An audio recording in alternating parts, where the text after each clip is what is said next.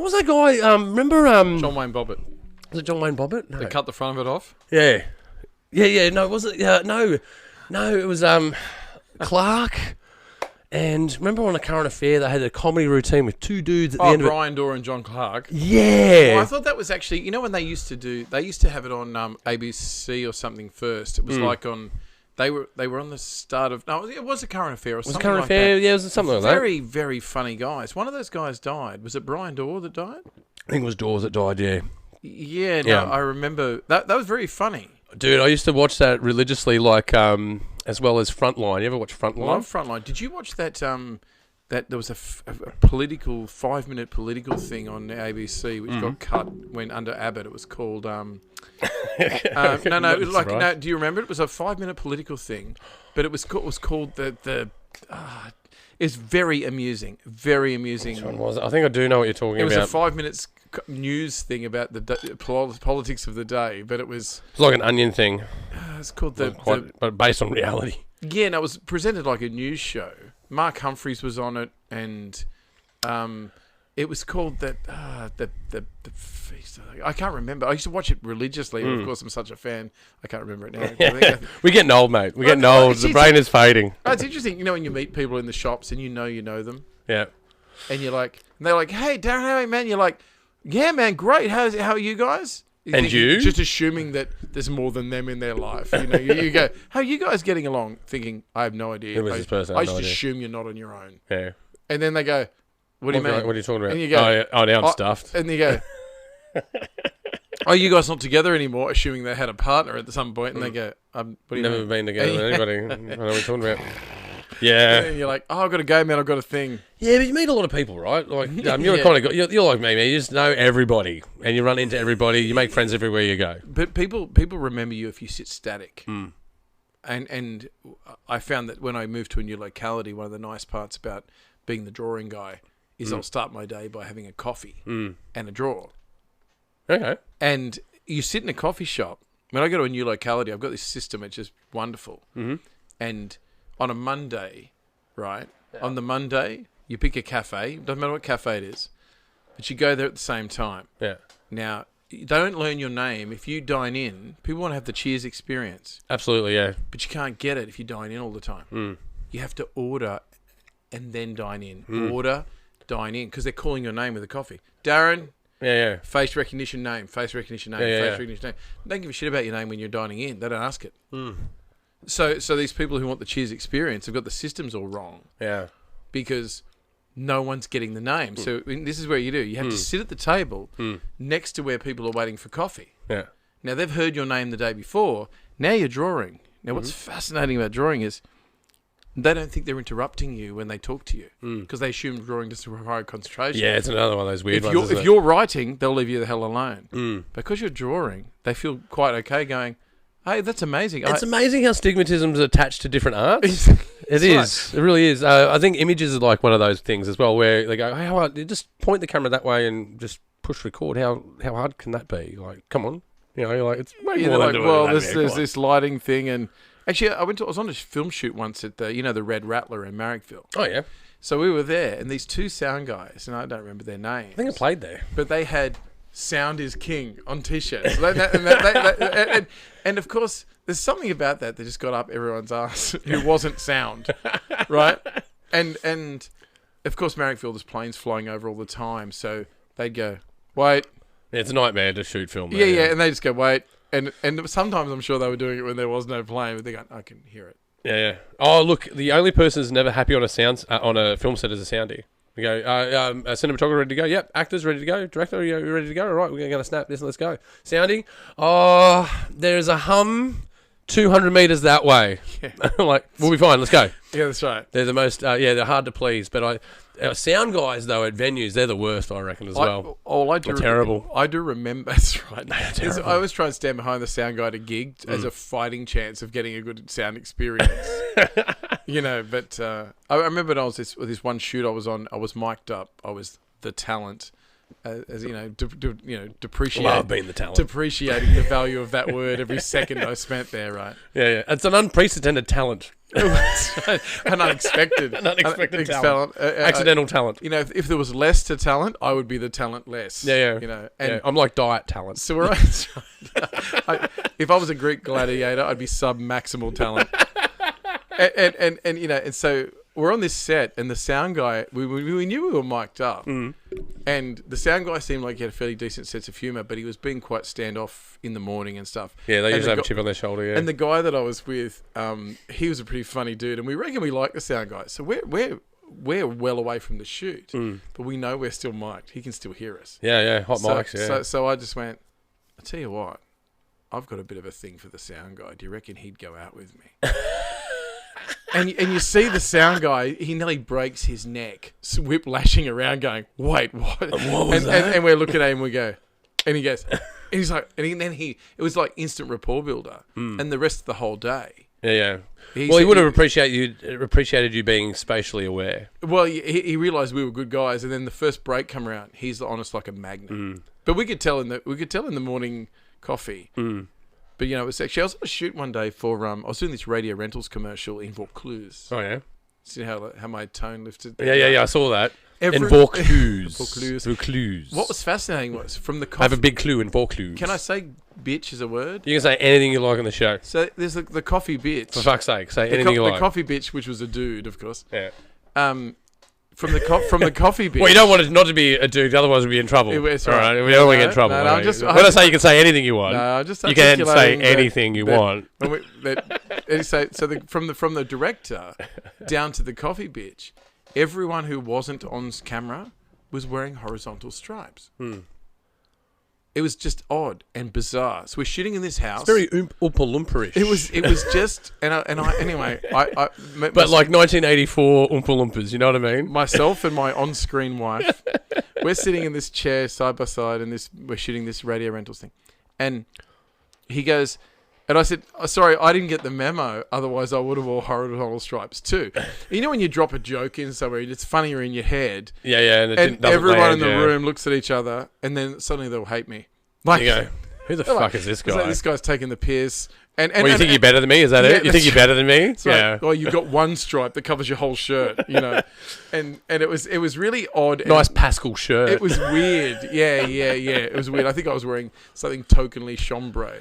Some of those people are weird though too. Like I've come across all kinds of film crews, and I realise that they're much like bands. They really are like bands. Like they're all a hodgepodge of different people, but the attitudes tend to be the same. Like a cinematographer is very much a lead guitarist. A director is very much a vocalist in personality, right? But the range of people that you see in film, some of them are very like. I don't know. It's like in bands. Like there's cult followings in bands. Like people that like metal, like fucking love metal. Right? They fucking love it. They can't think about anything else but metal. Like I was a metal singer, but I listen to other music as well. Right? It's just one thing that I do. I do many things. That's one of them. Some people are very cult in nature, where they're like only play metal, only listen to metal when I'm in the car.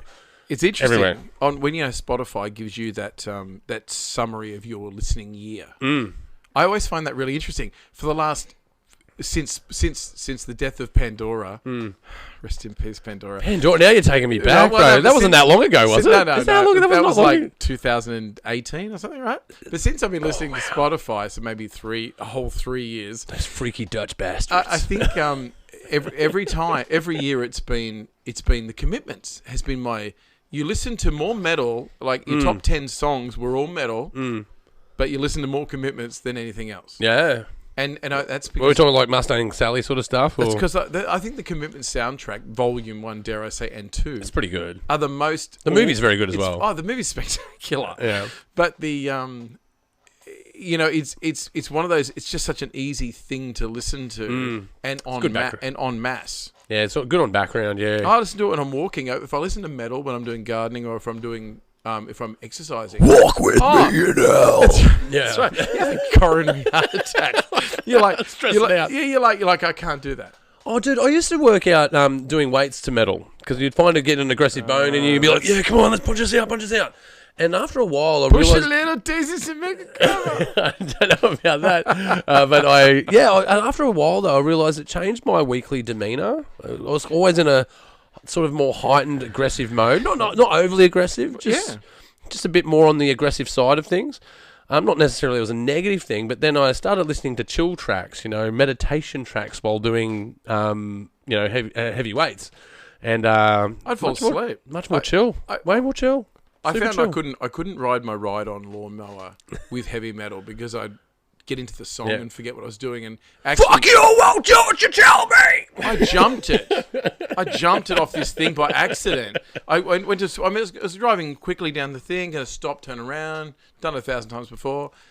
Wait, where am I up to? Where's reverse now? Everything broke it. Smashed What the fuck is going on?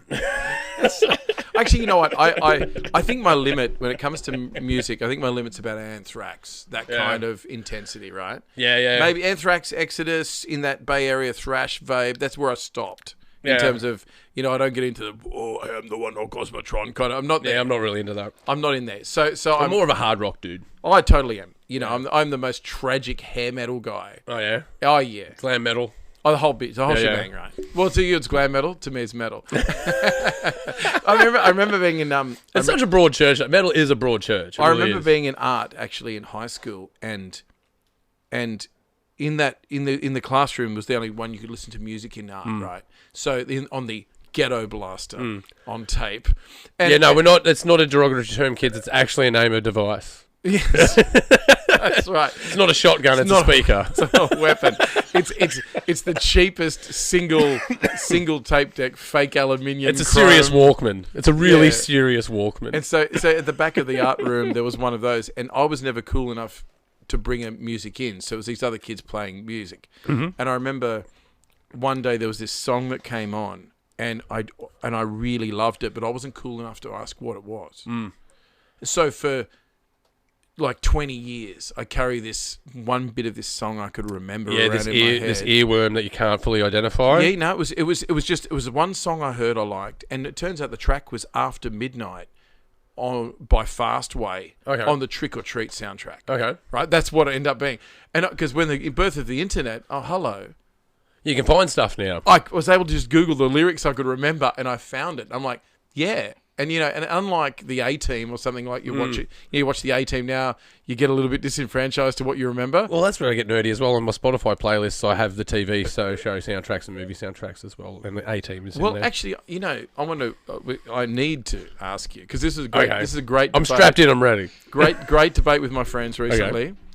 What's the greatest 80s cartoon opening soundtrack that has lyrics? I don't know if it was 80s. I know 90s. Go ahead. Darkwing Duck, when there's a trouble you call DW. Darkwing Duck, let's get dangerous. No. See, it's Mask. Mask was mad. Mask is the Mask best. is mad. It is the best. Yeah, Mask nailed it. Crusaders. Everyone's in there. As soon as it starts, you're on. Yeah. And by the time it make you late for school, that shit. Oh, yeah. You're literally going Mask, education, Mask, and a beating. Mask was mad, dude. Yeah, no, Mask was, and so we it was kind of like the Aldi version of Masters of the Universe, but not Masters of the Universe. You know what I mean? Well, it was all Kenner was having a big push there to make some coin. Yeah, well, that's what they did. See, like when they look at Masters of the Universe, they built the toys before they built the cartoon because they were building cartoons to then build the models for them, and they're like, this is too expensive. How about we reverse engineer the process? Well, do you remember like She-Ra, how they launched that? She-Ra. Right. Yeah, a completely original idea that was basically just a cut and paste of He-Man but with a woman, right? Yeah. And that's fine. Butch Barbie, yeah. That's right. That's right. But I remember there was, how you're at school and everyone brings their Master Universe figures together, you're playing in the playground. Mm-hmm. And there was this one guy brings She-Ra's dude, Bo. Oh yeah, and that's his contribution to the game. And I remember I was in I think I was in grade 2.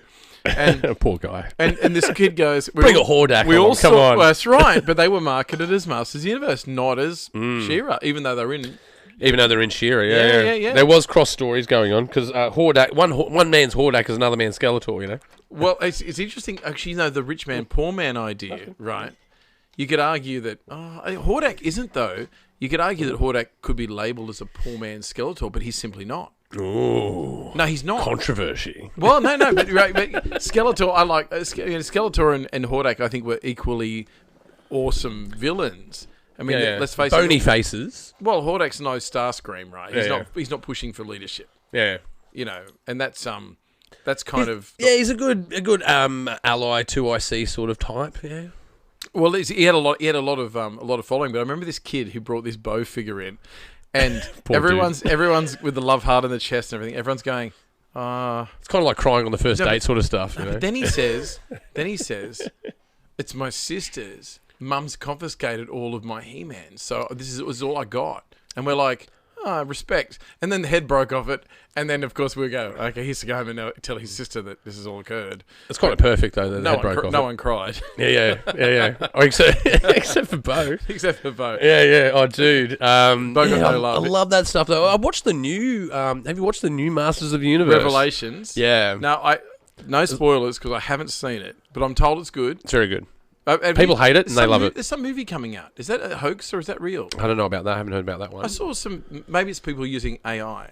Oh, dude, stuff with the AI at the moment is crazy. But I don't know if someone's doing that or no. I haven't heard of that. I've only watched the new season of Master of the. Well, I thought something with Chris Hemsworth or Liam Hemsworth or something. No, is that fake? No, I saw one with Liam Hemsworth doing Mad Max. Well, no, was that Chris Hemsworth? Liam Hemsworth. Chris Hemsworth. Thor. Who's Thor? Which one's Thor? Is that Liam or Chris? Chris. Is that Chris? The prettier one. Liam. I don't know. Who's prettier out of these men? I say this with zero credibility. But isn't the guy that was in Hunger Games? Is that Liam? He's in the Hunger Games? Isn't he? You would know this. He's in the Hunger Games. No. He's not, is he? No, that's no. Isn't Gale Liam Hemsworth? No. Oh, by the way, a big shout out. We've got young AJ producing for us today. Okay. Yeah, we've got it there. We've got it straight from the Zeitgeist Mouse, man. Oh, I don't. To round out something. Well, hang on. Who's the actor that plays her poverty pack love interest? I thought it was. Nah, it's not a Hemsworth. That's the weedy dweeby dude.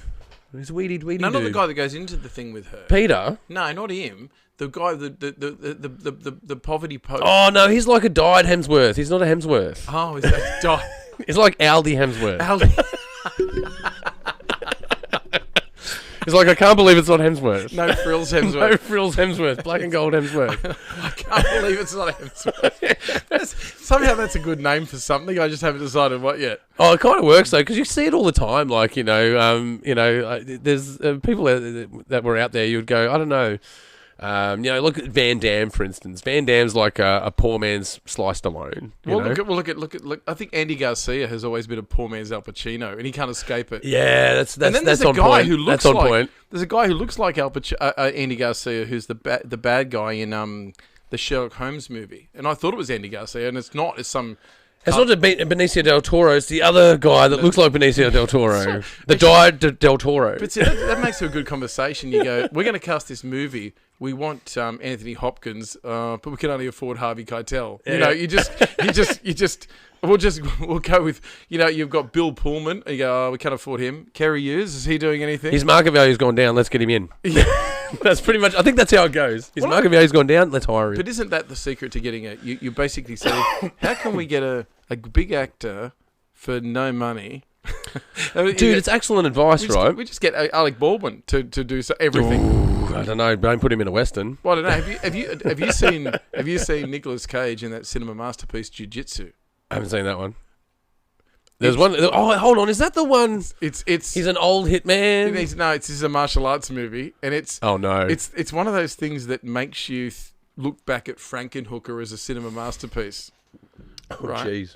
And you kind of. I love Nick Cage though. Well, actually, do you know? He's a very original actor. Do you happen to know the movie I'm talking about, Frankenhooker? Did you ever see this? No, I haven't seen that one. It's not a porno or anything. This is a movie. Yeah. And it's about a guy who is an inventor. It's an old movie. I urge you to look it up for comedic value. Okay.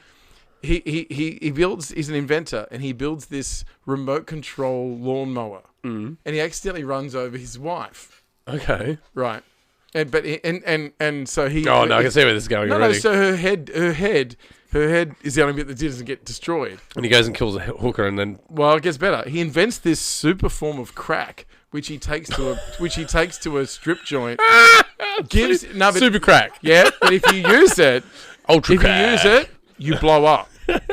So he gives it to all these hookers, Dynamite. and all these hookers then take the crack and blow up. Yeah. So he puts all the body parts in a bag, takes them home, picks the best bits that look like his wife, stitches it back together. Bzz, bzz, Frankenhook. So is this streaming on Netflix right now? No. This came out when I was in high school, right? Yeah, I love a good B-rater. But This sounds like a fantastic B-rater. But what's fascinating about it is that he, when she wakes up, he says to her, "You should be happy, darling. This can only be done with women's body parts, women's physiology." Yeah. Right? And of course, spoilers, everyone out there who's rushing out to buy it online. Is that All 20 of you, slow down. At the end, there's probably only 6 copies left available on the market. In fact, there's probably only 6 made.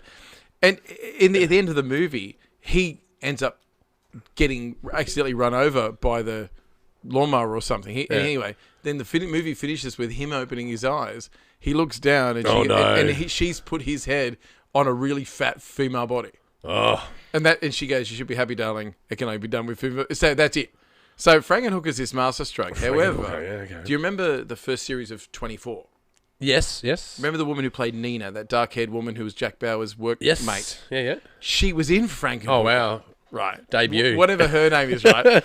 So I'm at this Comic-Con one year. Yeah. And she's this guest. And I get a chance to talk to her. So the only thing I say to her is, "Hey, look, loved you in Frankenhooker." And I said, "I've got to go. I've got a thing." And you can see the look on her face is like, "Wait, I thought didn't we burn all those tapes?" How did that get out there? Yeah. It's always very funny to me if I'm ever going to meet someone every these Comic Cons come up. I look at almost most one of the obscure thing they're in, Yeah. and go, "Oh yeah, I really got onto you when you were in this." And you can see them going, they're almost embarrassed that anyone remembers that, you know. Yeah, well, I'm sometimes really lucky to hang out with really cool people, right? Yeah. And I've just got to remember not to talk about the cool thing that they always talk about. Like, I ran into people that have been part of Mad Max and, support actors, and they're like, "Ross, don't talk about Mad Max. Don't talk about Mad Max. Whatever you do, don't bring up Mad Max." Didn't you do stunt work in Babe 2, Pig in the City? Yeah, well, one was, we were talking about Frontline before. I was hanging out with Steve Bisley, and he's the supporting actor in Mad Max. And he was in the 3rd season of Frontline. Well, he's a guest. So I started talking about that. He's a guest at the upcoming Supernova. Okay. Mad dude. Absolute scream. Very funny individual. Is he? Yeah, he's just authentic, man. He He's just really cool dude. leans into the fact that he's been in heaps of stuff. Yeah, he's totally relaxed and really approachable, yeah. He's a really cool guy. No, it's every now and then. I mean, actually, when I had the privilege, I was at the Rainbow Room on the Sunset Strip one day in 2012. And I was doing... That was over 10 years ago, you know that? I know. It took me that long to grow this beard. And I was writing these articles, and I was just sitting there, and it's not uncommon for people to see Lemmy from Motorhead at the Rainbow Room, right? He hung out there all the time. So fucking legend. Right. Now, anyway. Fucking legend. So I ordered this beer. Kanye, never heard of her. I order this beer. Yeah. And the barman just goes, "Yeah." And I hear this voice goes, "You from Australia?" And I'm like, I immediately know who it is. And as I turn around, I said, "I am. Aren't you the lead singer of the Head Cat?" Which is this rockabilly albums that he did with Slim Jim Phantom from the Stray Cats. He did 2 of them. So ambiguous. Anyway, and he goes, "Why I am." And he was 100% on board, right? Yeah. So he comes and joins me for a drink. Next thing you know, we're just talking about hot rods. Yeah. And he was interested in the fact, because I used to be a journo for Cruising magazine. Yeah. And so... Well, tell me what it's like being in Motorhead, like... Well, no, yeah. So we're just chatting about how his rockabilly albums get airplay at hot rod shows in Australia. He's fascinated. And then what was really fascinating was that Glenn Hughes from Deep Purple comes in, sees Lemmy, V-lines for him, sits down. Now, at this stage, the Rainbow Room is like 2 o'clock in the afternoon. There's literally only 3 of us there. Yeah. And he sits down, and he's only being nice to me because he thinks I'm with somebody. I'm with Lemmy, yeah. Right? And he must be his broker or something. he was being the big Swanee rock star thing, right? He was really leaning into his. Yeah, been flamboyant. He's wearing all the the snake skin boots and stuff, and just doing the thing. Mm-hmm. And you know that I know. Are we allowed to talk about Kevin Spacey? Is he back in vogue yet? They recently released on Netflix a film that he made in 2018. So he must be. Okay, well, you know that scene in American Beauty? I don't know if he's back in the zeitgeist of being accepted from the air quotations alleged sexual harassment charges. There's this one shot in particular in American Beauty that starts off with him at that... Mad movie, I love that movie. He's at that function and he's just staring blankly like he's so bored he wants to kill himself. Yeah. You know that shot. The shot starts on him. He's leaning on the bar. And he's just staring straight ahead like this. Yeah. That's how Lemmy was looking at Glenn Hughes while he was just doing the rock star thing. He's like, and he's just staring at him with a smoke and goes, uh-huh. Like he was not listening. You can and it was so apparently obvious to me, but because that's what Lemmy does, no one assumes they're going to get more out of him. But I was getting more out of him. But you get those kind of people, like you do, like in the spectrum of those things. There's people that have that ego-driven thing. I want to be a rock star, right? And there's some people that go, I cannot get this music out of my head. The only unfortunate option I have is to be a rock star. Yeah. It's the downside of their life, not the upside. And they tend to be the more real kind of people. Same with filmmakers, actors, the people that I run into. The ones that I find that are more humble, they're the ones that have an unrelenting obsession, and they have to just deal with it. And this is how they deal with it. It's when I look at musicians and particularly loyal duos, you look at Gene Simmons and Paul Stanley, not necessarily friends. I'm not going to say I think they are. I think they are loyal to each other, they've great business partners. They've honoured that loyalty. They made a decision back in the day, but when I look at they wanted to be the Coca-Cola of music, and they nearly achieved it. You can buy Kiss tampons. Can you really? Coffins. They do coffins, condoms, beer, scotch, vodka, everything. Actually, you know what? That was the biggest. I'm pretty sure they got coat hangers. Their biggest marketing failure was Kiss beer because it had written on it the hottest beer in the world, Kiss. Yeah. That's right. No, the coldest beer in the world. Perhaps. Yeah, you don't want it to be hot. No, psychologically, as when I was working at the magazine, that was something we looked at. And I've got a can of it. Have you? And you remember that's written on it. Yeah. Yeah. What about I've got AC/DC beer. That was the Rock or Bust beer. Yeah, I buy two of them because you drink one and realise this is the worst beer I've ever drank in my life, and then you keep the other one as the memorabilia. It's like special edition military port. Well, yeah. Ramey port, mate. Yeah. That's right. Now, but see, the thing is, because no one's still drank it. Don't get me wrong. No one's expecting you to open it until you're really wasted with your friends. But have a shot of this. But actually, at which point everything is good because if you got free and anything that goes hand in hand, it's always wonderful. It's all opportunistic in that point. Yeah. But then I look at Nuno Betancourt and Gary Cherone from Extreme, right? And what's wonderful about those guys is this. Have you heard the story about how they met? No. So Nuno's telling this story. They both met. They were in a waiting room together, and they're just chatting. And they weren't there to see each other, and they got vibing. And then at one point, they just say to each other, "Look, just say your favorite on the count of three. Say your favorite album ever. 3, 2, 1." And they both went Queen 2. Oh wow! And they both went, "What does this mean? What does this mean?" And Nuno says, I don't know, but I think we should go to each other's. Come over to my house and we'll do karate in my garage. Like that's. Like our stepson. Sort of. That's his. Did we just become best friends? That's right. Yeah. And he said, and Gary says, you have to join my band. And he said, well, I can't. We just finished cutting this album with my band, and I can't. Yeah. And then on the very next show with his band, he's tuning his guitar up. And he knew Gary was in the crowd doing whatever he's doing. Yeah. And he goes, guys, this will be my last show. Yeah. And he goes out and sees Gary and goes, what time's rehearsal? Yeah. That's heavy, man. Yeah, that's super heavy, yeah. Their friendship has been like that. I've had experiences like that. I remember our guitarist left our band. We decided to rebrand. Our band was called Alpha Degenerate at the time. We're doing moderately well, getting radio time and out there playing the scene. And undisclosed. I won't go into the full disclosure of why the guitarist left, but the guitarist left. To our dismay, about to go on European tour. Rock and roll. Man. About to go on European tour. It was really annoying. Anyway, we had to audition a new band, and we realised, if we audition a new guitarist, he was the guitarist, going to rewrite the music.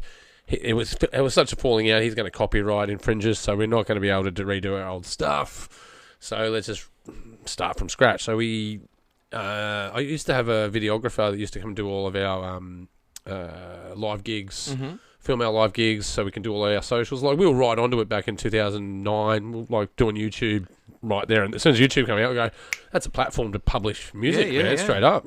Get notoriety straight away, and people see you're serious. Like you did a 3-camera shoot for your gig, you must be onto it. Right? Yeah. Bit of smoke and mirrors, And I used to have Jimmy come along, and he'd film all of our gigs. And I told him to come along. I said, I need someone to come do some photographs for our tryouts, auditions for guitarists.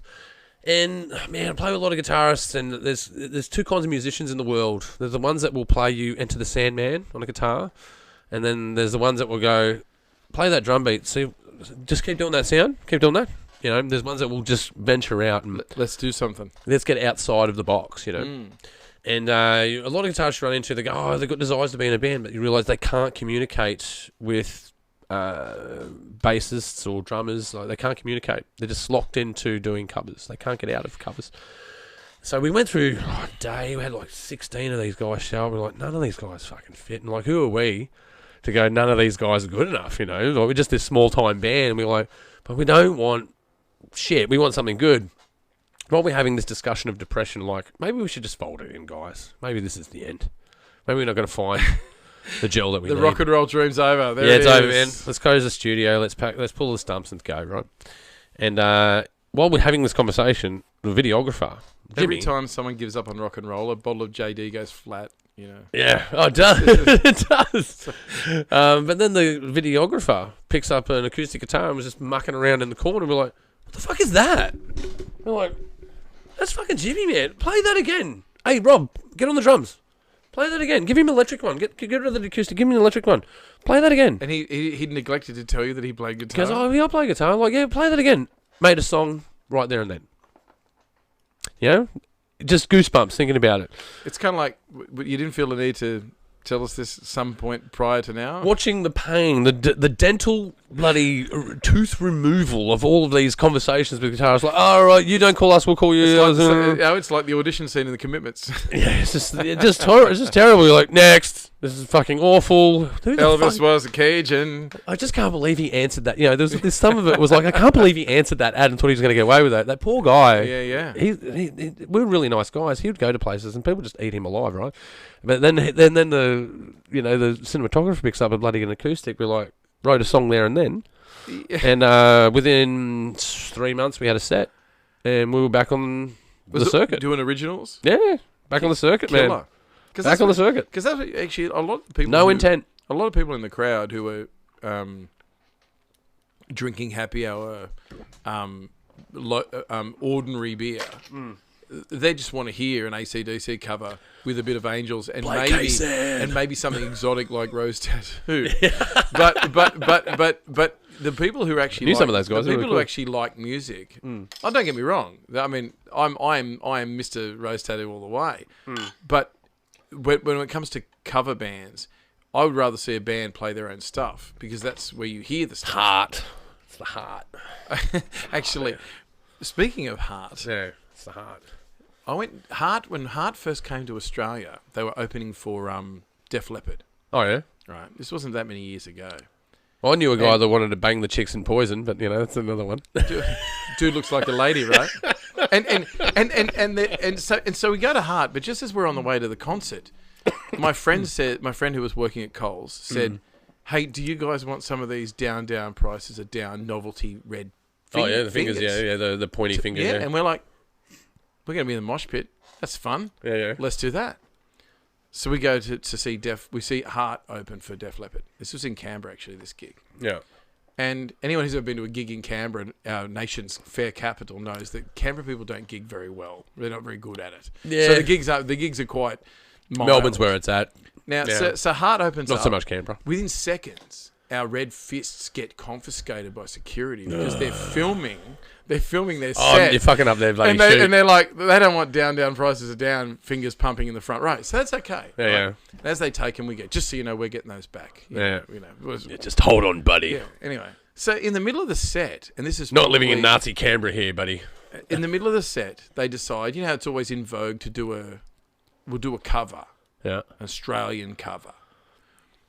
Do, do, do, do, do. They did, and I'm not joking, Heart. Yeah. Everyone just wants to hear him play Barracuda anyway. But they did Land Down Under. You're the Voice. Oh, You're the Voice. Johnny Farnham. The crowd went mild. Yeah. And anyway, so my brother turns to me and he says, I'm bored. Entertain me. Yeah.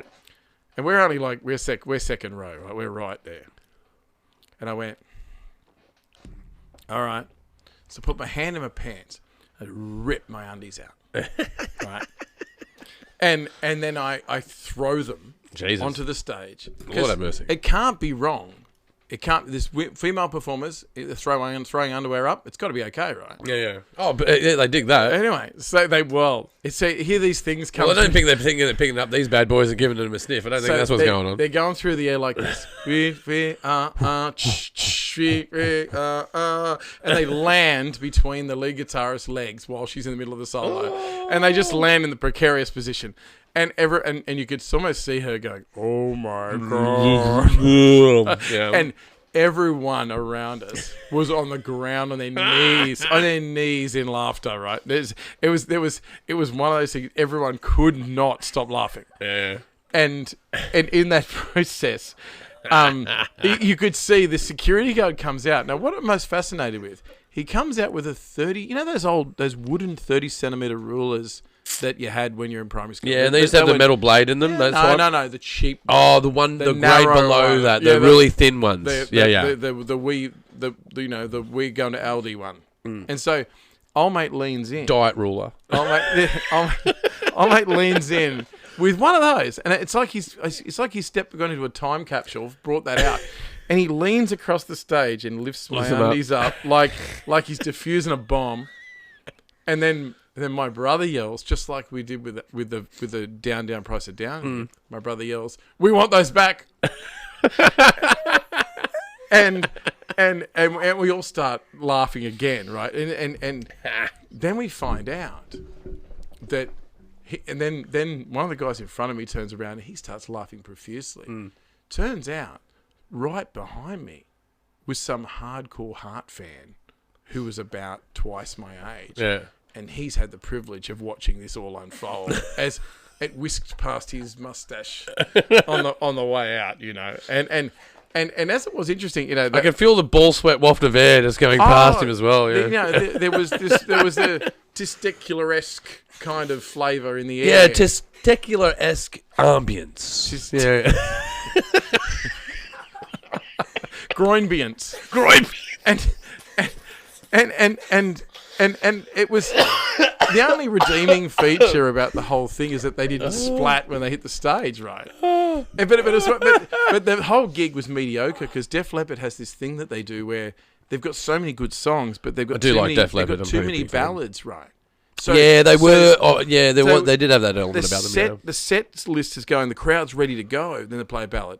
Treasure to go, play a ballad. And that's Def Leppard's story. Every time I've seen it. Well, dude, I learned this about some certain bands, right? If you look at, it depends on the venues that they were playing or the venues that were in the zeitgeist at the time, depending on the kind of bands they had on. If you look at U2, right? Are they here? They would play these long notes and they work really well in stadiums that were of the architecture of the time. They didn't have the speaker technology they've got now. Well, so, apparently the mirror ball thing's amazing. Yeah, well, no, but there's some bands that wouldn't work in an arena because the sound waves weren't right. By the time it bounces around the arena, it becomes all crashed. Just their songs. Yeah, the songs didn't work, but U2 songs really worked in arenas. So that's how come they got... I'm actually really impressed when you look at bands who've maintained the same members. I was looking at Cheap Trick. Oh, yeah? The other day. I was looking all good? Time. What are we timing? Do I stop it? Yeah. What's up? There we go. Have you had the technical break? Producer needed a leak break. We do give breaks around here, but we don't pay wages. I'm just saying, okay? And get working on those wallets. Yeah. We need 6 boxes out by morning. Yeah. Oh, my fingers hurt. Well, it looks like your back's gonna hurt. You just pulled yard duty. You know what? That's the only thing. If you know Ben Stiller, right? Yeah. There's sometimes he's incredibly unfunny. but the Problem bit, of comedians. Yeah, they've got to go through the that. bit is right.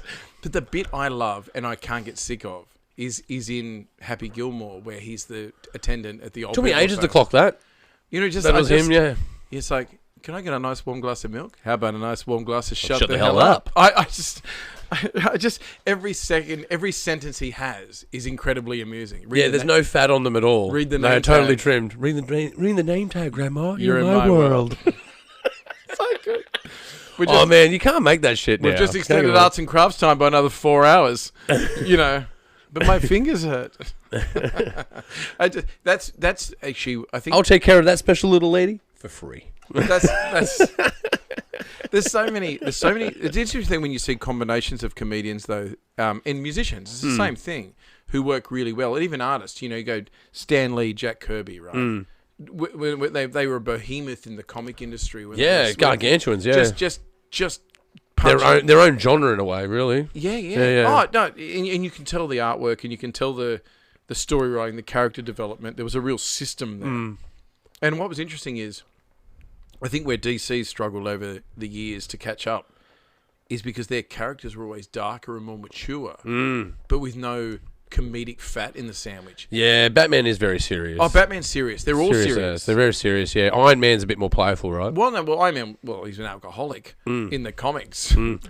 But so I guess he was, he's in the movies, he's a recovered alcoholic, I guess. No, he's no Robert Downey Jr. They show him. Well, that's right. That's the irony, right? Yeah. I mean, God, there won't be a better Iron Man than him. It's just quintessential. Dude, all right. So you're a drawer, artist, writer. Live it. And Okay. So we're talking about comic books, right? Yeah, We're on to DC Marvel here, right? We're in to. this space, right? When I was a kid, I could not stop thinking about Iron Man. Iron Man on VHS, Iron Man and comics. I fucking loved Iron Man. Everyone else liked Batman. I was an Iron Man fan before people even knew who the fuck Iron Man was. Then really. you have no trouble singing me the jingle to the original Iron Man cartoon. I can't remember that.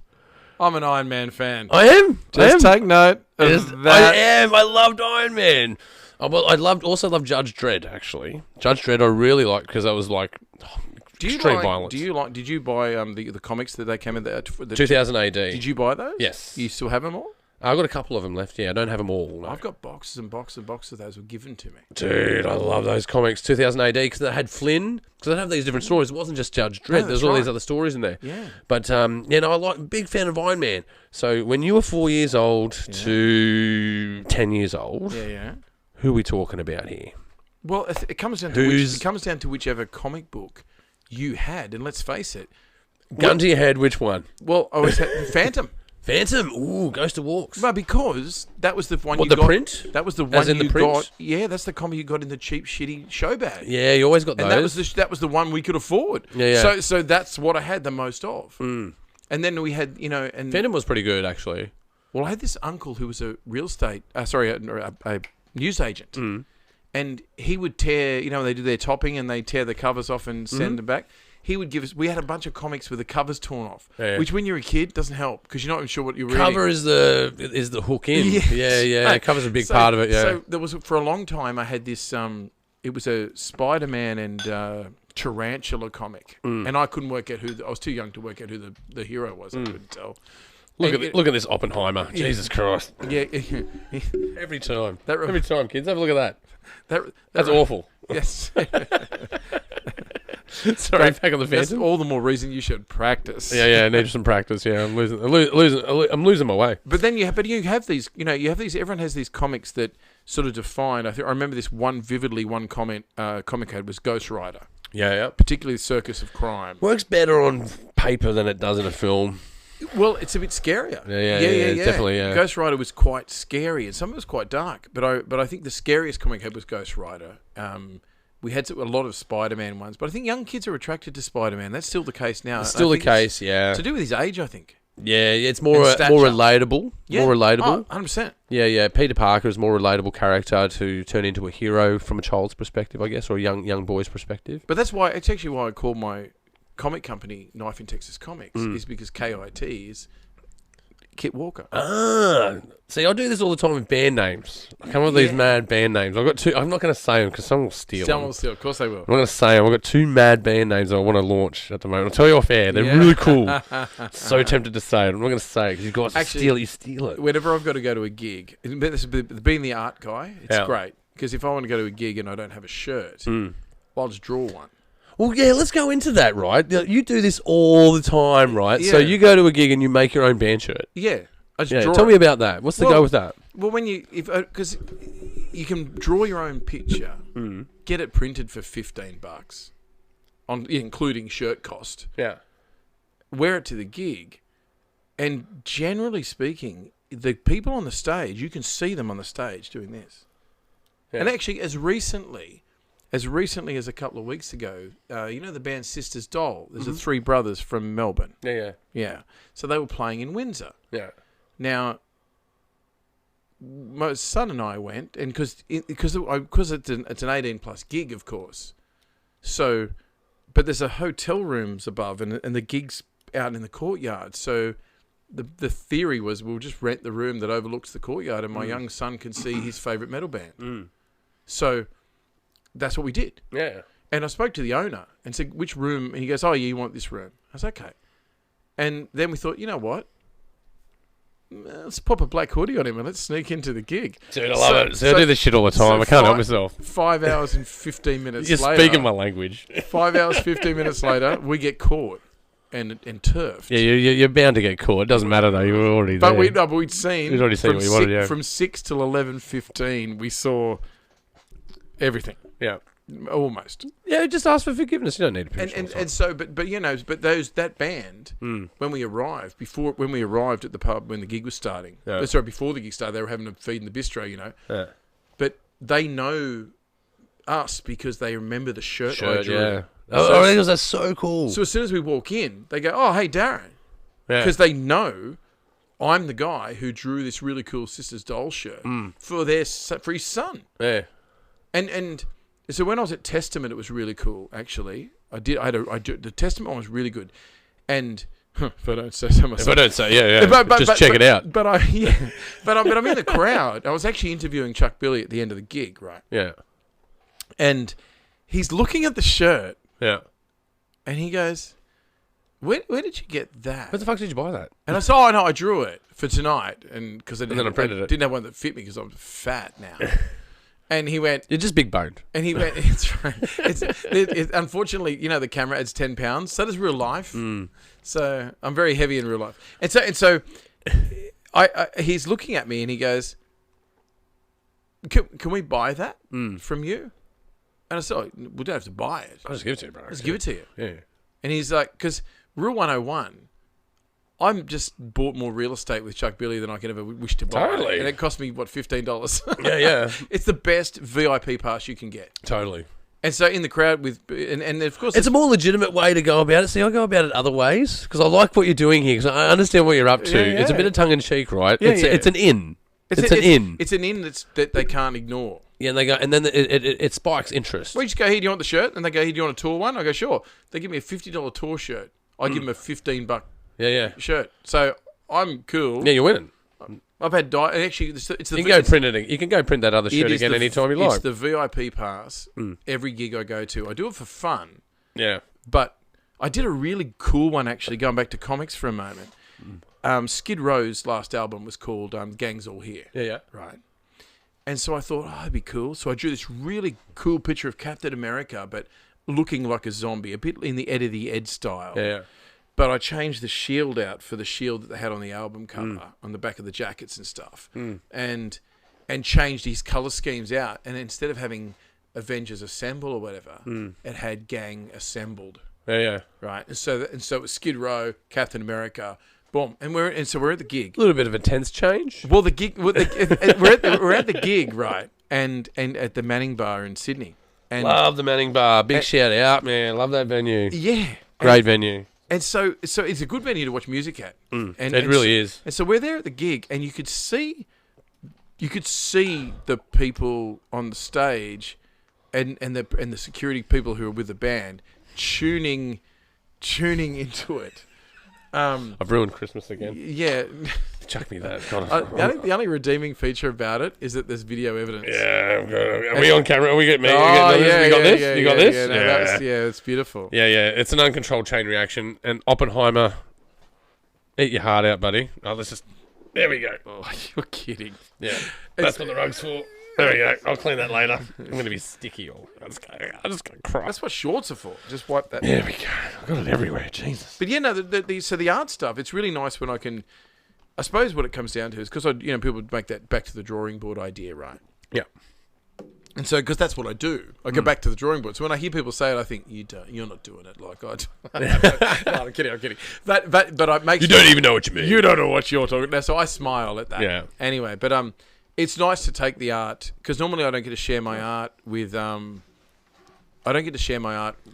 friends. So when we go to these rock concerts. Nice bridge. I do shirts for them as well. Yeah, it's a good bridge. So we all wear really cool. them. Yeah. So they can go. They're in something unique. They know I drew it. Yeah. And they get some They get some context that they're interested in, musical context. Yeah. Around something that I'm doing. I mean, this thing that's coming up at the Innovation Arts and Culture Centre in a couple of weeks' time. Yeah.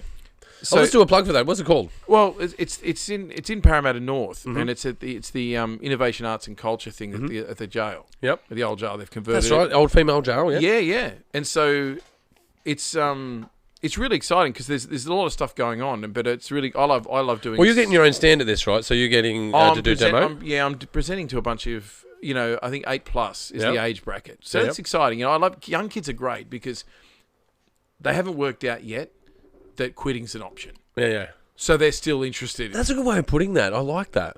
They're still in that. They're already in. Oh, they're still believing they can do anything. Yeah. The potential is endless. Yeah. We know they can't, but maybe they don't know that. They don't know that. So which means maybe they can. Yeah. You might get a bright spark out of it. Yeah, and actually, what I found too is because they're not younger kids when it comes to it's a superhero creation workshop that I do. Yeah. So letting them come up with it, and some kids go, oh, well, how do I get my name? So we'll just look around what's in front of you. Oh, look at this. Gila. Yeah. You go, okay, what if I take Gilo, take the office off the front, Gilomite. I'll create a word. Yeah, Gilomite. There you go. I'll create. It sounds like an ointment. Yeah. But I'll create for a the freshest breath out. That's right. That's his power. And everyone goes, that smells good, but I'm so fresh. Yeah, blown away, but you smell good at the end. Yeah. But see, I sort of say to them, every character that's ever been created, people generally create it from, like The Simpsons. You could create it from the things in your life. Totally, do that all the time. Yeah. With a lot of things. Yeah. So just reaffirming them that that's okay, and so they design these heroes, and it's all very fun, and there's no right or wrong to it, and it's more about let's face it. And this is gonna make me sound terrible. I'm gonna say it anyway. Okay, you're on the right podcast for it. I don't care. At all. That's not true. I only care about one facet. You don't mind? No. I only care about one facet of when I'm doing workshops for people. And these kids will be the same. If they get something out of it and they're personally enriched, well, that's about them. That's not about me. Yeah. Right? What's about me is if they go on to become balanced, healthy, happy, contributing members of our community, that's it. Yeah, that positive effect. Well, then they're paying tax. Yeah. Now they're working for the man. That's the bit that applies to me. Everyone who I can send into the world making money and paying tax and being happy and well balanced. Yeah. That's winning. That's the community. Oh, look, I watched that go full circle with myself. I did workshops about 10 years ago for a local high school, primary school, Kingswood Primary, and they had 5 classes in year 6 there, and they called it the A class, where they took all the bright kids and put them into one space. Yeah. And working at the university, they put out a call for someone of academic but practical nature to deliver some content. Ring up the teacher. I say to her, what do you want? Do you want me to break this down for, year 6 level? Or do you want me to actually do this because you're in an A class, right? Do you want me to do this as a university? Funny you should say that, Colin. Yeah. Yeah, do you want me to put the filter on, or do you want me to just do it the way I do it? She goes, I want you to do it the way you do it. I go, great, perfect. Yeah. I go in this class fully unknown of how this is going to react. Within 3 hours, I had them through, it was shotgun effect, right? Like, you had to blast through it. But I had them through film theory, and by the end of it, I had them doing a 1-minute video with a director, cinematographer, assistant director, 2 actors. They got it. They understood how to create film language out of that. Fast forward 10 years, some of those kids have entered Made in the West. No. Yeah. Do they remember you? Yeah. They go, that's how I know. I go, they're like, you taught at our year 6 class. Amazing. And in my mind, I'm like, get the fuck out of here. That's incredible. Are you fucking kidding? I've gotten that old. That's so very cool. Yeah, but it's true though. But it really is. It's really true. The first one I did, I actually, my son was in grade 4 or 5 at the time, and I said to him, I've got to do this thing at the school. It was for grade 8. Mm-hmm. And I said, should I pitch it like there, or should he? And he's now I'm taking my advice from a grade 4 child. Yeah. Grade 5, and he goes, I believe it was grade 4. And he goes, it was grade 4. Yeah. And he goes, why, shouldn't you be pitching to the smartest person in the room? The others can catch up. Don't dumb it down, Dad. And I'm like, it's good advice. So it is, and so I started with by telling these. We tend to go the other way in society. We tend to cater for the lowest denominator rather than the top. And so I basically walked in. My opening line was, my young son said to pitch this high, because you guys, the smart people can get smarter, and the dumber people can get smarter trying to keep up. So let's do that. Yeah. And then, and they go, and it was really interesting. But that's an unfair approach. Well, it's actually interesting. You can criticise it, right? This was actually a writing... But I think it's good. Well, that was a writing workshop, because I also write sci-fi and stuff as well, right? So I love sci-fi. Yeah, I love your sci-fi brain, dude. How you go... Because you make, like, stuff from doing replicas for, like, pulse rifles out of bloody aliens all the way to... I just love it. You were showing me off air today that you had that track... a track drone that was just, like double guns. That's just a for the hell of it build. Yeah. But no, I like building sci-fi, and I like writing sci-fi, and I like drawing sci-fi. And you've got a couple of books out on this, yeah? You've done a few stories, yeah. Novels, and and it's interesting. My novels are very wordy, and very hard to read, but I'm wordy. So I'm okay if my novels reflect a bit of me. I think that's where people come unstuck, is that they try and, particularly when it comes to art. Yeah. And I was talking to some people recently, and I had to give a brief to a bunch of artists. And I said, who here can actually say the words, I'm an artist? It's hard to say. It is hard to say when you've got another job. Yeah. And it took me a while to get my head around, but because I write and I do art, I actually end up settling on the word creator, because it's better befitting. I end up in practitioner sometimes. I'm a practitioner because, like, essentially, like, I'm running a practice.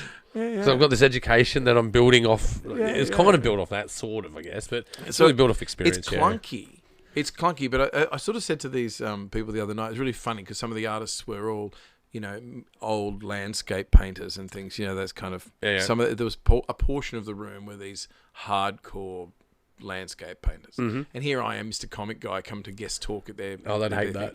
Well, I got briefed at the start. There's the portion of the room that will probably really hate you. I said, okay, look, hey, I just reminded of the time I went to pick up girls the first time. Well, as Chopper Reed said, Mozart and his critics, try and name 3 of them. That's right. And so I sort of started by saying, I really do think it's a bit like this, and it's a terrible narrative, but I said, look, it's a bit like prostitution. Commercial art's like prostitution. If you want to keep it nice and private and make love to your partner and just keep it nice and close and private, then just draw for you. Yeah. You but can totally do that. Unless you're not prepared to share your art. But then there's limitations too. I mean, I had you got to be an unapologetic capitalist in that space. You have to be prepared to sell your art for what it's worth. Yeah, and also, see, that's whether it's up or down. See, that's an interesting statement too. Is that when I talk about writing books, the first thing people say is, "I'm not sure how many I'd sell." And I say, I'll leave that to the... that's a cart before the horse. I say that's the seller's job, not the writer's job. I'm trying to get this out of my head, yeah. Yeah. And so this, the art is not without restraint. And what I'm going to teach these kids, and as young as they are, and I'll do this. This is on the what's the day of this here? I've got it here somewhere. I think it's the 20. Is it the 20th? 25th, yeah. Yeah. 25th of May. And so, big shout out to Billy Cheeseman, actually. yeah. He's the guy who's putting all this together.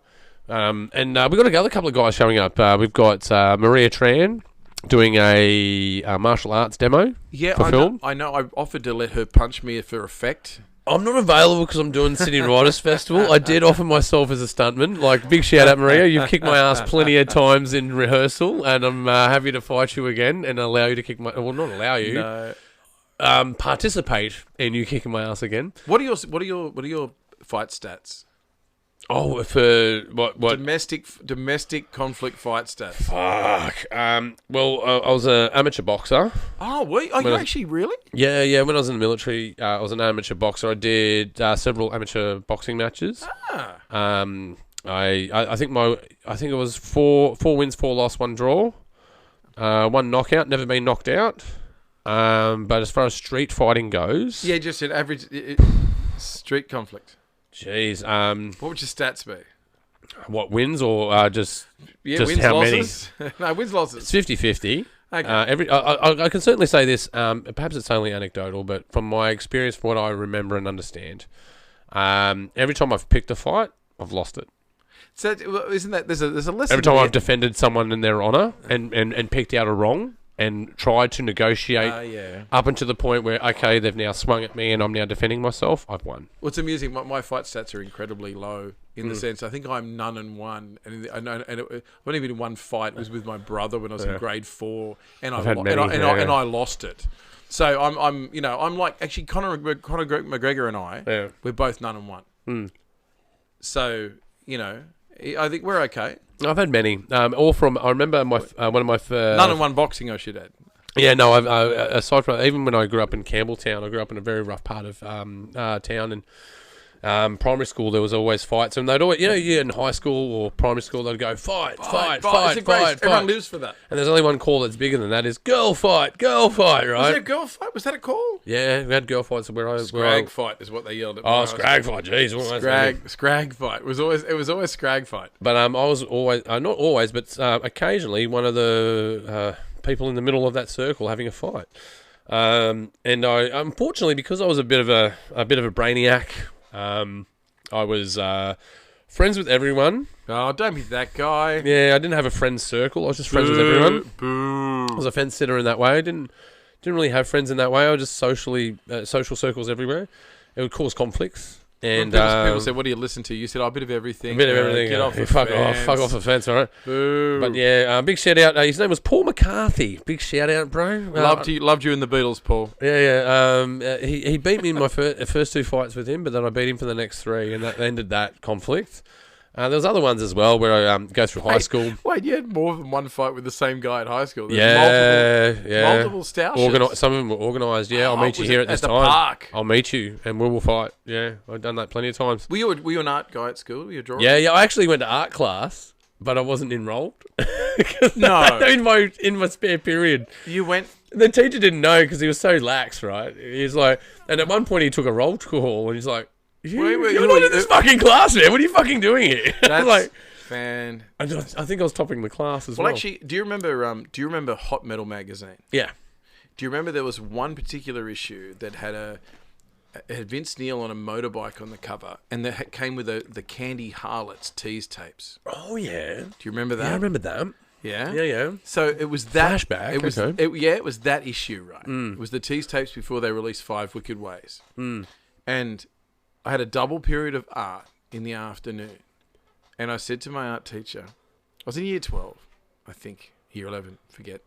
I said, I'm going to go to the library to study for this double to do some work on my major work. And she goes, really? And I went, no, I'm going to play hooky and go and buy Hot Metal. Yeah. Because I don't want to miss out on a copy of it. And she goes, yeah, good on you. Now, what she'd missed is that I don't really lie. So what I told her was the truth. Yeah. During the double period, she starts to wonder, Is that a lie? Well, because I didn't lie. I went. She goes, "Yeah, good on you." And I went, "All right, I'll see you next week." Yeah. And so I've legged it to go on. It's the only time I scooched out of school without permission. That one time. I did that a lot. I snuck across the road into the hospital, out the hospital. I had this whole thing, right? Yeah. And so I go downtown and buy hot metal, come back up. The bell's gone. It only took me about that long to go down. 40 minutes each way. And the Monday morning, she says to me, "I went to the library. I couldn't find you." I said, "No, I told you I went to buy hot metal." Mm. And she didn't believe it, yeah. She went, I said, "You said good on you. I thought there was approval." And she went, "That's not what I meant." And I'm like, because I'm very literal. Yeah. She went, "Good on you," whatever. It was more of a whatever comment. I thought, yeah. And so I'm such a literal guy. And people always say to me, my background and my university background's all in administrative leadership and this sort of stuff, right? And so the correlation between that and the drawing and that and the writing is the precision in that black line art. Yeah, see what you're talking about there. I was saying before, right? Like that cross-disciplinary stuff is very important. Like we used to, when we were younger, we were told that you may have 3 or 4 jobs in your life, and our elders had one job for their entire life, generally, or maybe 2 jobs, right? That's right. Yeah. And then they go, the new era is coming. You may have 3 careers throughout your life. But the real thing I realised is you've got to be a bit of a Renaissance person. Be involved in the arts. Be involved in music. Be involved in graphic design. Be involved in writing. Be involved in sciences. Be involved in engineering. Anything that you can get your interest into. Be cross-disciplinary because they all complement each other. 100%. How I got into the doing ads and doing film extra work and stuff in Sydney was because I was a stay-home dad. And I needed to. I went to daycare as a stay-home father, and all these women just stared at me because that wasn't what you do. We're out in the mountains where I lived, and I thought this isn't going to fly. I need to do something more interesting. And so then I thought, well, hang on. If I'm just going to sit around and play with my son, we could do that anywhere. So he and I were on a whole. But I would take him to auditions. And you know that how they put the masking tape on the floor where you get a stand? Yeah, marking tape, yeah. Yeah. I'd give him a car, and he'd sit on the floor and use it like roads. And I'd do my piece while he's sitting on the floor. But one of my favourite tricks that I would do is I would hide the audition piece inside a golden book, and I'd sit there with my son on my lap. And I'd be studying the audition piece, but it would look like I was just reading a story, and everyone else is studying the audition piece. I love it. A bit of Fugazi, mate. I love it. So then I'd walk in, and I'd say, "This is terrible. Going straight to hell for this."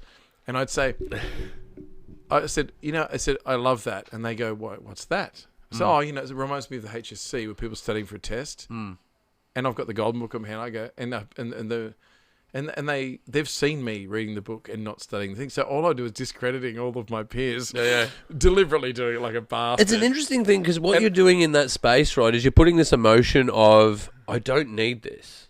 I'm not desperate for it. Yeah. If you're desperate for it, there tends to be a human emotion is you want this too much. And if you want it too much, you won't get it. But actual fact, it's kind of a weird balance, right? This one day, I auditioned for Dorothy the Dinosaur. That's not a sentence I expected to hear this year. Right? No. So it comes up, right, and they're auditioning for... Now, I taught modern jive dancing for about 15 years. Yeah.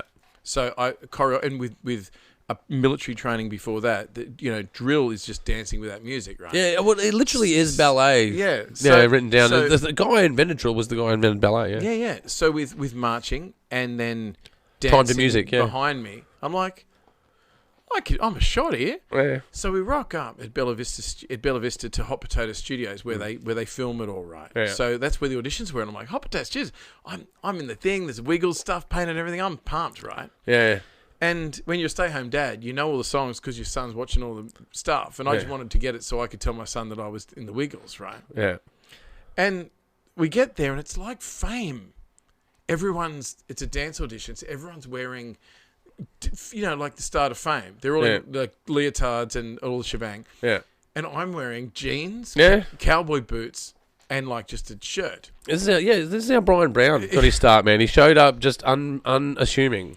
So what they did was they said, "Righto, we're going to show you some choreo, and you get a few minutes to practice it, and then we'll add the next." So it was like okay, and 5, 6, and they just quickly showed you. There was no repeats. It's like, yeah, if you couldn't do it. Oh, you know, and look, as someone who does auditions, you know. Yep. If you know straight away. If you can't dance, you're going to be cut. Okay, yeah, you're out. You already know. Straight as soon as they start, you know. So the first one was you're out, and then there was good callbacks to the names. Yeah, you get a callback. Yeah. So, and in the hallway, they're watching us on the camera, of course, because they're watching what everyone's doing in the hallway. Everyone's practicing. I was sitting there making notes in my book. Just writing. I was writing a poem or something. Doesn't it? Yeah. I was doing bit of Fugazi, bro. I was doing something. I love it. I was doing something else. Absolutely love it. And they're watching this, and everyone's practicing except me. It's amazing how the brain works and psychology works, because it's a psyop, right? What you're doing is a psyop. I get called in, and we do it again. Yeah. And next thing you know, I'm sitting down and doing the same thing. Everyone's practicing, trying to add it on and remember. And I get called, so I'm third call back in, and we're in the final cut. And the final move was a split. Oh, dude. Step, pause, pivot, step, pause, split. And I just stop, right? I get to the end, I stop and start laughing like a pirate. No. Like a pirate. And it's not going to happen, bro. And then I get pulled aside. And they said, they were smiling. And it was the guy who was like Anthony Field's brother or something. And Katerina Mete, who's this amazing choreographer, who's their lead choreographer of the week, right? And she's there. And so she goes, they're like, we can't work out why you're here. It's obviously, what the fuck are you doing they're here? like, obviously you can dance. I said, I couldn't do the splits there before because I didn't want to die and I wasn't sure if you guys had insurance. And they were just laughing, you know. But the chance of me doing the splits, zero. Without going to hospital, zero. And so I said, and they said, well, unfortunately, this is where you're out, but we want to thank you for coming along. We appreciate your company. Why are you here? And I said, well, in all truth, I've got a young son who's really into the Wiggles, and I really want to just hang it out, really? Oh, I actually said I want to meet Katerina Mete because I'm a dancer and dance teacher, and I know who you are, and I know what you do here. I'm here for the notoriety. It's fun, yeah. So I took a selfie with her and a selfie with Dorothy and someone that was in the suit, and came home. Hey, you got to pause it there. I've got to pee. Stop the record. So the Dorothy the dinosaur thing didn't come out, but it was actually the you know, it's like I think I saw Michael Keaton in an interview, and he said once I started processing auditions as being a working actor, then I felt like a working actor every day. And so I was a bit like that. The audition process for me was half of the fun. Yeah. It's part of the process, and then if you want it too much, that desperation will come through, and that will affect your performance. Yeah, well, it's interesting, yeah, because I guess it's, you know, when you're married, you all the girls find you appealing. I think it's the same have idea. it straight up because now you're just relaxed and you're not looking for it. Yeah. Well, actually, you're just a relaxed guy. You're not desperate. The nice thing though, there was a young kid on that audition. His name was Michael King, and he really, really wanted to be in it. He's young. He was quite young. Yeah. He was in it. He's since gone on to work in the Wiggles thing at Dreamworld. He's been on tour with them. He's part of the band. Very talented young musician who's now become a man in that 13 years of time. I've watched him win. Yeah. Which is so it's so awesome. It's good to see, right? But you don't see enough of that attitude in Australia. You don't. Perseverance? Yeah, no, we don't. We have the tall poppy syndrome. We love an underdog.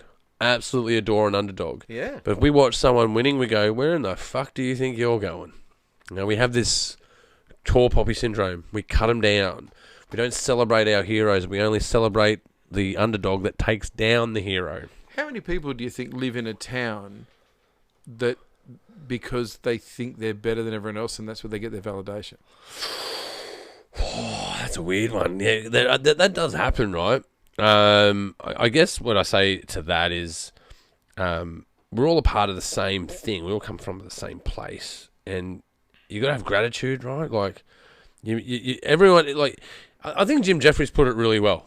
Like, he's like, I've just become a stand-up comedian. I'm now getting into movies, and if I don't get this next role, I'm going to kill myself. You're like, but you're Jim fucking Jeffries, man. You know, and, you know, you got to be level with your success, right? Be thankful for what you got. Like, there's one thing that you say that always resonates with me. I keep my own time.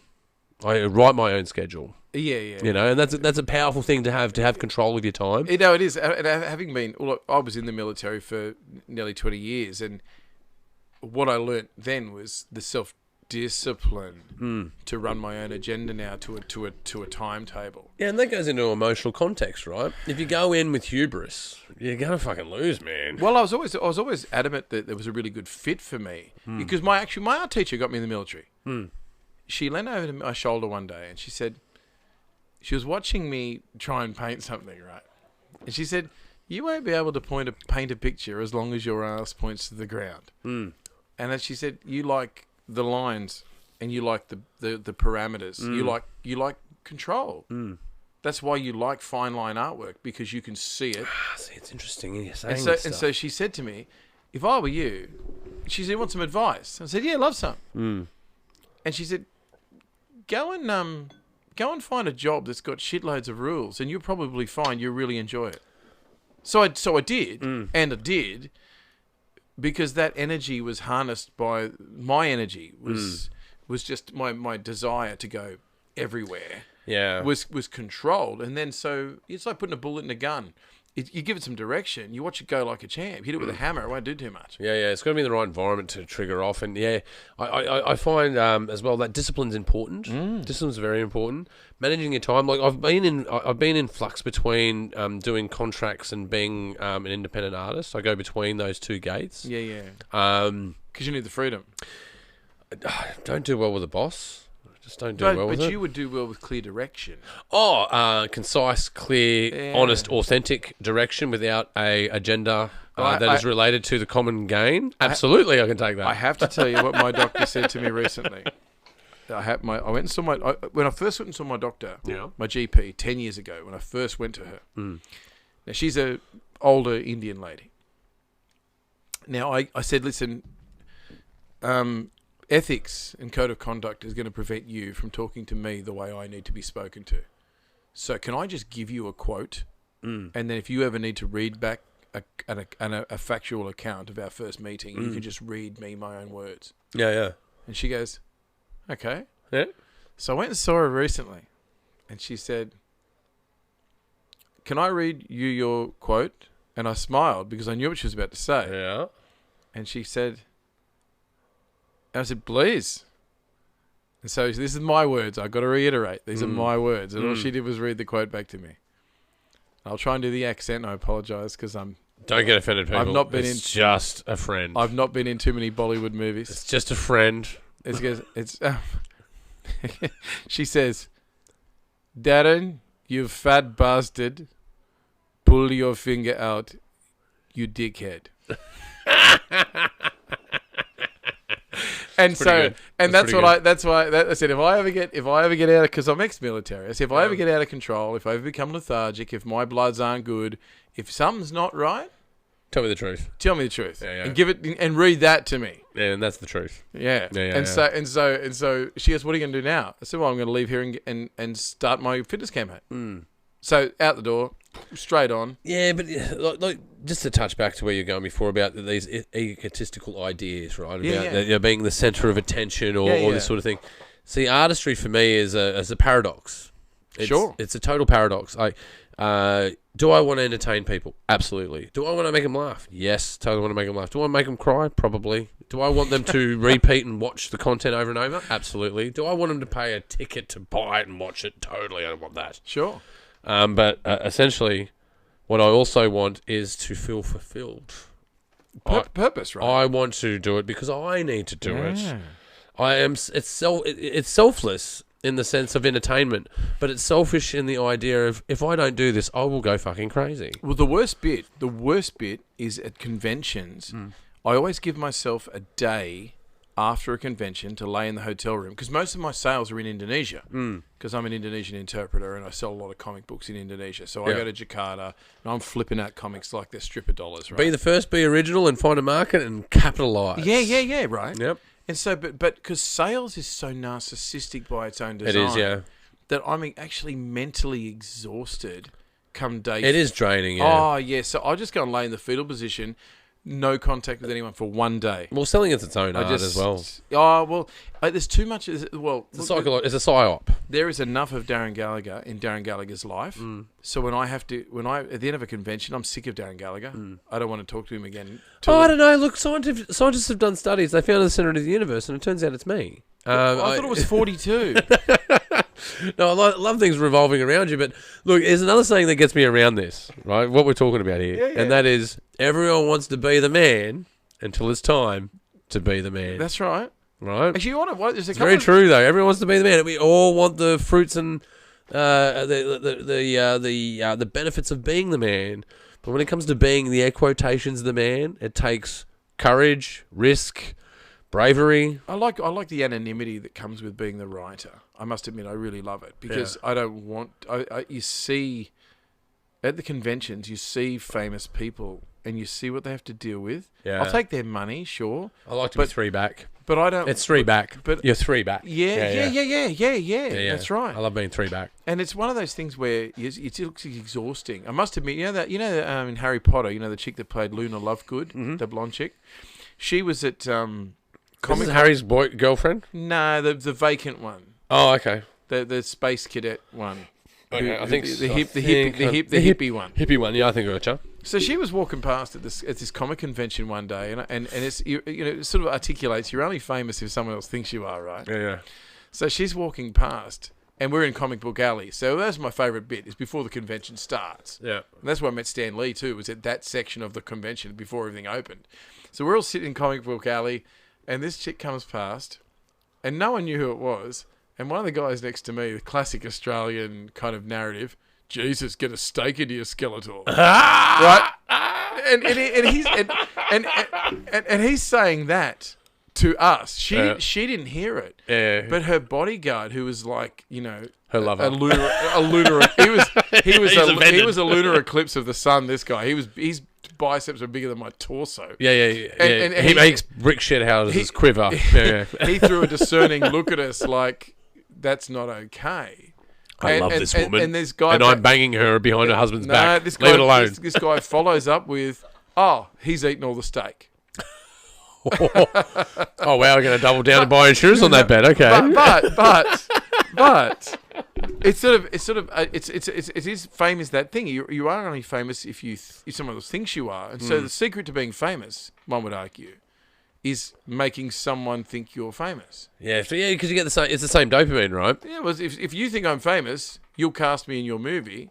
If you don't think I'm famous, you won't. Oh look, I love David Bowie, right? Absolutely massive fan of David Bowie, and I turn for David. But I've watched David Bowie go in footage, like 8mm footage or 16mm footage. I've watched him like run through lobbies, terrified of being attacked. Because people would Really? Yeah, if the crowd got a hold of him, they would tear him apart. Yeah, wow. They love him that much. They would go, "I've got his fingernail. I want a piece of that." I've literally got That's his fingernail." really disturbing. Yeah, it is, isn't it? But that's what they would do if they had the chance. He was such an icon and a god at certain points in history. Oh, look, you know what? Imagine living like that. I think That'd be terrible. For now, it's really cool. I mean, look, this thing that's coming up I really love the fact that they've, in Parramatta particularly, coming up, right? I love the fact they've taken something which was, not, let's face it, an old female jail's got a lot of bad history there. Yeah. But they're quite great old sandstone buildings and stuff. They're going to turn it into something.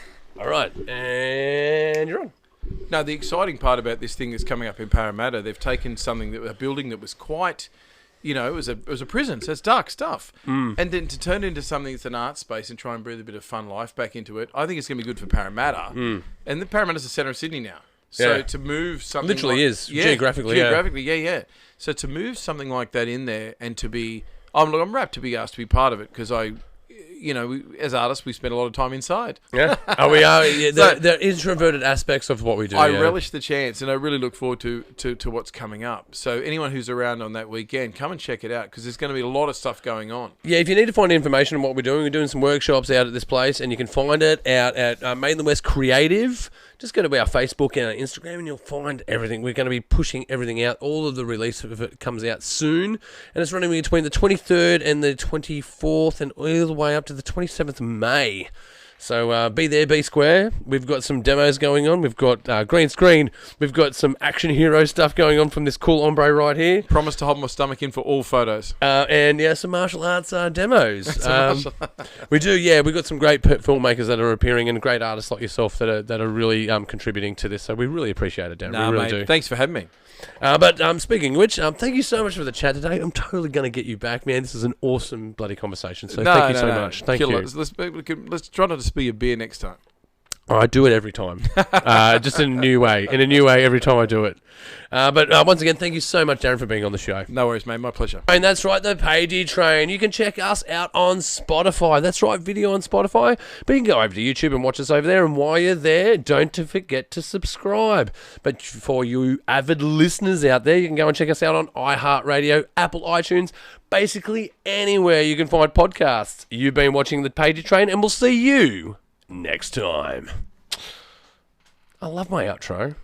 So when you're doing the outro, it's a case of, okay, thanks for coming in. It's like an announcer voice. It's like that breakfast radio voice. Yeah. All right, we got some crazy stuff